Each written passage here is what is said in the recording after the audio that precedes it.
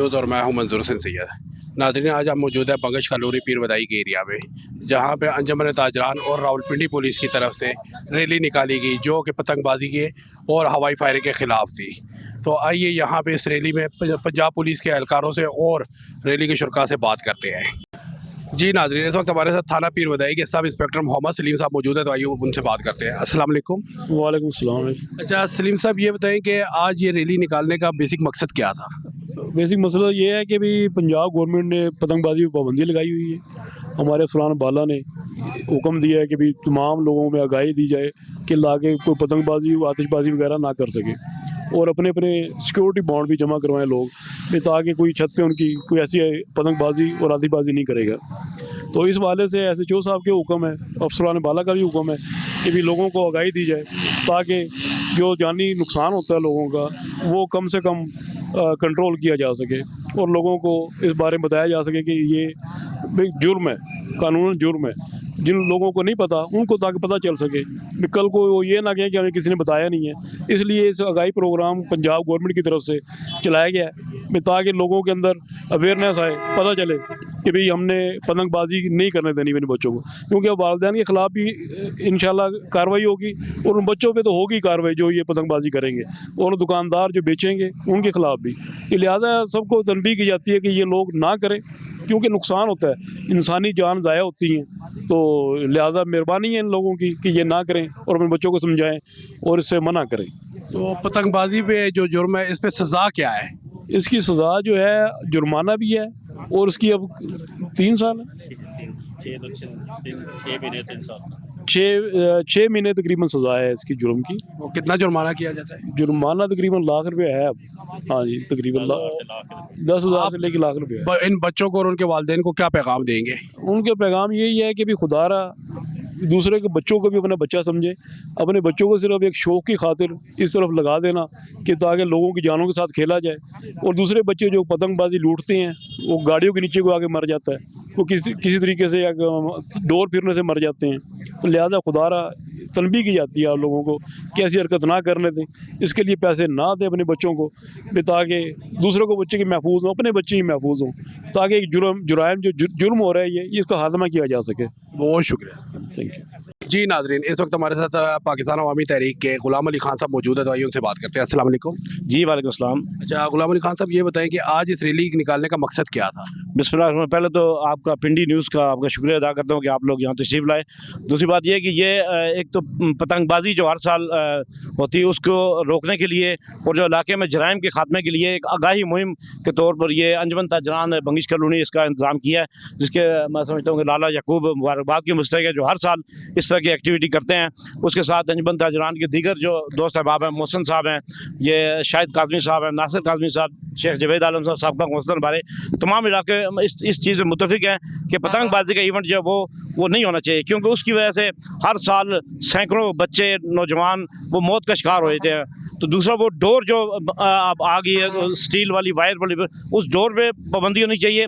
और मैं समझता हूँ कि बजाय इसके कि लोगों को, बच्चों को पतंगबाजी पकड़ने से पहले जहाँ पतंग बनती है उसको सदेबाब करना चाहिए, ताकि वो एक बुराई का जड़ से खात्मा हो। तो ये बहुत अच्छा इवेंट इनिशिएटिव लिया अंजुमन ताजरान ने, तो हम इनकी सपोर्ट करें। दूसरा एडिशनल जो SHO साहब आए मोहम्मद सलीम साहब, उनको हम खुशामदीद भी कहते हैं, उनको शुक्रिया अदा करते हैं कि आप इस इवेंट पे, इस आगाही मुहिम में शामिल हुए। तो हम पाकिस्तान अवामी तहरीक के प्लेटफॉर्म से बिनाजुर कुरान के अंजुमन रसूल अरबी बंगिश कॉलोनी और अंजुमन ताजरान की तरफ से थाना पीर वदाई के साथ और रावलपिंडी के इंतजामिया के साथ हम इंशाल्लाह शाना बशाना खड़े होंगे। लाला याकूब साहब जहाँ भी कहेंगे इंशाल्लाह ताला हम हाजिर होंगे, ताकि इस तरह की जो नेगेटिव एक्टिविटी उसको रोका जा सके। और ये जो बच्चे पतंगबाजी करते हैं उनको या उनके वालिदैन को आप क्या पैगाम देंगे? वालिदैन का यही पैगाम है कि बच्चों को बजाय पतंगबाजी के मुख्तलिफ स्पोर्ट्स की तरफ, गेमों की तरफ, जैसे हॉकी है, फुटबॉल है, क्रिकेट है, टेनिस है, उसकी तरफ ले जाए। लेकिन दूसरी तरफ ये है कि हमारे पास ग्राउंड की फैसिलिटी भी यहाँ पे पिंडी में, पीर वदाई में नहीं है। वो फैसिलिटी भी हुक्मरान जो इलाके के मुअज़्ज़िन है, जो मैंने MP उनको चाहिए कि यह ग्राउंड की फैसिलिटी दें ताकि पतंगबाजी की तरफ लोगों का रुझान कम हो। बहुत शुक्रिया। Thank you. जी नाजरीन, इस वक्त हमारे साथ बंगश कॉलोनी अंजुमन ताजरान के जनरल सेक्रेटरी याकूब लाला साहब मौजूद है, तो आइए उनसे बात करते हैं। अस्सलाम वालेकुम। जी वालेकुम अस्सलाम जनाब। सबसे पहले तो मैं आपको मुबारकबाद देता हूँ कि आज हमारे इस प्रोग्राम पे आप आए हैं और तशरीफ़ लाए हैं, तो जनाब मुबारकबाद देता हूँ आपको। अच्छा लाला जी, ये बताइएगा कि आज की ये रैली निकालने का मकसद क्या था आपका? आज की रैली का जो हमारा मकसद है, ये 26 तारीख को गालबन जो है ना, ये कोई पतंगबाजी का सिलसिला शुरू हो रहा है, तो उस हवाले से जो है ना इंतज़ामिया के साथ हमने जो है ना मामलात किए हैं कि इस चीज़ को रोकथाम के लिए जो है ना हम एक रैली निकालें, आगाही मुहिम बनाएं, तो तांगले के आवाम को जो है ना ये बताया जाए कि ये जो सिलसिला चल रहा है पतंगबाजी वाला, इसको आप ख़त्म करें, इससे कई जानों का जो है ना ख़तरा होता है, तो उसकी रोकथाम के लिए जो है ना हमने ये रैली निकाली है जनाब। तो लाला जी, आपके अपने बंगश कॉलोनी में आपके जो ताजरान हैं उनके लिए भी आपने काफ़ी सारे काम किए हैं, जैसे अभी हाल ही में आपने एक सिक्योरिटी गार्डों का भी इंतज़ाम किया इस इलाके में, तो क्या उससे जुराइम के जो मुख्तलिफ वाक़यात होते रहे उन पर कंट्रोल हुआ है? जी अल्हम्दुलिल्लाह, ये तकरीबन आज 20 दिन हो गए हैं, तो 20 दिन में से जो है ना कोई एक दिन भी इस तरह का नहीं आया कि जिसमें कोई डकैती या वारदात या कोई इस तरह का सिलसिला सामने आया हो। तो अल्हम्दुलिल्लाह मैं सबसे पहले तो जो है ना अपनी इंतज़ामिया का भी और अपने अहले इलाका का भी जो है ना मशकूर हूँ कि उन्होंने मेरे साथ ताउन किया है और इस चीज़ का जो है ना वो हिस्सा बने हैं, तो अल्हम्दुलिल्लाह काफ़ी हद तक रोकथाम आई है जनाब। तो इस पतंगबाजी के हवाले से आप इन बच्चों को और उनके वालिदैन को क्या पैगाम देंगे? जी मैं सबसे पहले तो ये कहता हूँ कि हमारी इंतज़ामिया अगर थोड़ा सा हमारे साथ बतौर ताजर यूनियन जो है ना, उसके हवाले से मैं ये पैगाम देने चाहता हूँ, अगर इंतज़ामिया हमारे साथ कोऑपरेट करे तो ये जो चीज़ें हो रही हैं इसको बिल्कुल हम अपने इलाके में कम से कम रोकथाम कर सकते हैं कि जो बच्चा अगर पतंगबाजी करेगा तो कम से कम उसके वालिदैन को जो है ना उस चीज़ की जो है ना सज़ा दी जाए। बहुत शुक्रिया। Thank you sir. जी नाजरीन, इस वक्त हमारे साथ किराना जनरल स्टोर्स के जो सदर हैं मोहसिन खान साहब, वो मौजूद है, तो आइए उनसे बात करते हैं। अस्सलाम वालेकुम। वालेकुम सलाम। अच्छा मोहसिन खान साहब, ये बताइएगा कि आज की इस रैली निकालने का मकसद क्या था? सर, ये रैली निकालने का मकसद एक आगे मुहिम है पतंगबाजी के हवाले से, ताकि लोगों को इस बारे में आगाह किया जाए कि ये पतंगबाजी जो है कानूनन जुर्म है और वो इससे परहेज़ करें वो बेहतर रहने के लिए। तो इस मुहिम में आपके साथ कौन कौन लोग शामिल हैं? पतंगबाजी की मुहिम में हमारे साथ एक तो हमारे अपने अंजुमन ताजरान के बंगश बदर के जो अहदेदार हैं वो शामिल हैं, दूसरा उसके अलावा दुकानदार भी हैं और इलाके के लोग भी, हमारे इलाके के लोग भी हमारे साथ शामिल हैं। तो इंतज़ामिया आपके साथ कितना तावन कर रही है? इंतज़ामिया जो पुलिस है, पुलिस भी हमारे साथ इस काम में जो है ना बराबर शामिल है। तो आप कोई पैगाम देना चाहेंगे? पैगाम यही है, ये जो पतंगबाजी करते हैं इनके वालिदैन से भी पैगाम नहीं बल्कि अपील है कि वो अपने बच्चों को मना करें पतंगबाजी से, ताकि जानी और माली नुकसान से बचा जा सके। बहुत शुक्रिया। जी नाज़रीन, इस वक्त हमारे साथ सियासी और समाजी कारकुन बंगश कॉलोनी सैयद नासिर शाह काज़मी मौजूद है, तो आइए उनसे बात करते हैं। अस्सलाम वालेकुम। वालेकुम अस्सलाम। अच्छा नासिर शाह साहब, ये बताएं कि आपके ये इलाके में आगाही मुहिम शुरू हुई है पतंगबाजी के खिलाफ, तो इसका बेसिक निकालने का मकसद क्या था? ये आगाही मुहिम बेसिकली ये वाक करने का मकसद ये है कि लोगों को आगाही दी जाए, आवाम को आगाही दी जाए कि जो ये धाती डोर है ये इंसानी जान के लिए नुकसान का बायस है। और दूसरा मेरा ये पैगाम है आवाम के लिए कि आवाम को चाहिए कि जो ये धाती डोरें बेचने वाले हैं या पतंगे बेचने वाले लोग हैं, ये आपके बच्चों के दुश्मन हैं। आप कोशिश करें कि पुलिस इंतज़ामिया के साथ ताउन करें, क्योंकि आवाम के ताउन के बगैर पुलिस भी नामुकम्मल है। तो जो रावलपिंडी की आवाम है उनसे भी मेरी गुजारिश है कि पुलिस इंतज़ामिया के साथ ताउन किया करें ऐसे मामलात में।